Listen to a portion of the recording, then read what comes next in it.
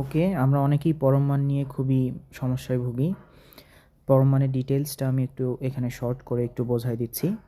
দেখো, এই যে পরম মানকে আমরা এভাবে লিখি এবং এই পরম মান বলতে আসলে কী বোঝায় সেটা বুঝতে হবে।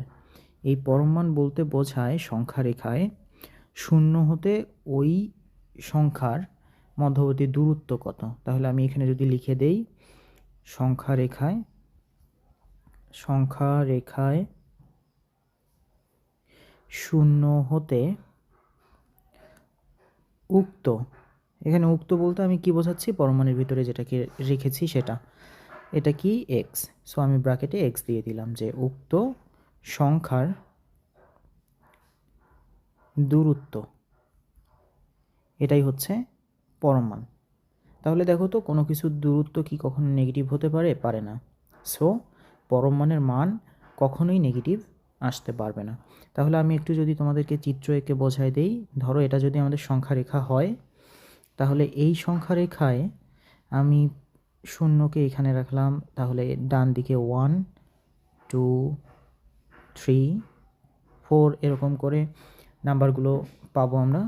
এরপর নেগেটিভ সাইডে যদি আসি, অর্থাৎ বাম হাতের দিকে, তাহলে -1 -2 -3 এরকম করে আমরা নাম্বারগুলো পেয়ে যাচ্ছি। এরপর আমি ধরো জানতে চাচ্ছি, আমি একটু ডিফারেন্ট কালার ইউজ করে তোমাদেরকে দেখাই দিই।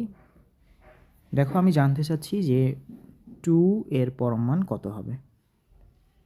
তাহলে আমি করব কি, এই যে সংখ্যা রেখা আমি নিয়েছি শূন্য হতে, তাহলে এই যে শূন্যটাকে একটু মার্ক করলাম আমি, এখান থেকে উক্ত মানে এবার কিন্তু কি 2, তাহলে 2কে একটু মার্ক করি, 2 হচ্ছে এখানে।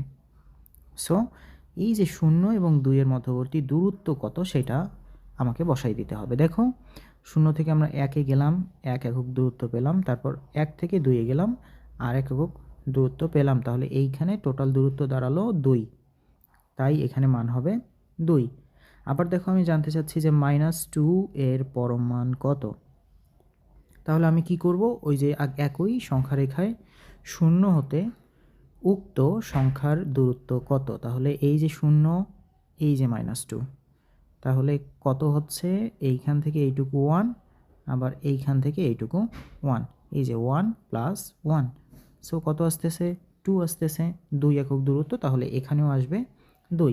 আমরা দেখতে পাচ্ছি প্রথম ক্ষেত্রে এবং দ্বিতীয় ক্ষেত্রে প্রত্যেক ক্ষেত্রেই পজিটিভ রেজাল্ট আসলো, এবং যেটা আমাদের কাঙ্ক্ষিত ছিল, কারণ এই যে পরম মান জিনিসটা হচ্ছে দুইটা সংখ্যার মধ্যে সংখ্যা রেখায় দূরত্ব নির্দেশ করে, তাহলে পজিটিভ আসাটাই কাঙ্ক্ষিত আমাদের।